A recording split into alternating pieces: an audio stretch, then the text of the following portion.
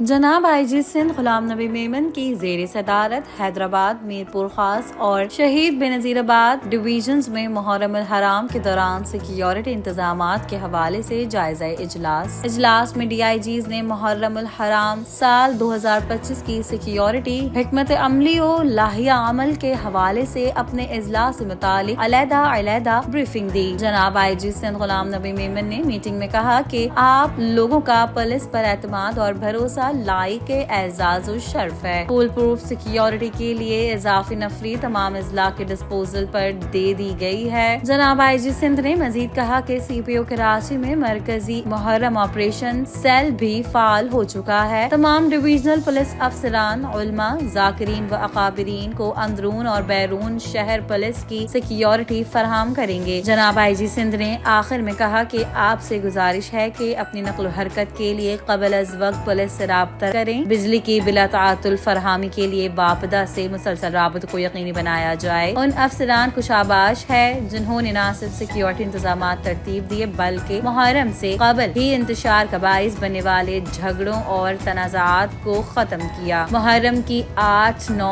10 अय्याम में mobile network की बंदिश के बाइस मुतबादिल कम्युनिकेशन प्लान तरतीब दिया जाए। पुलिस डिप्लॉयमेंट से मुतालिक नफरी को सिक्योरिटी फराइज की बाबत ब्रीफिंग के अमल को लाजमी बनाया जाए।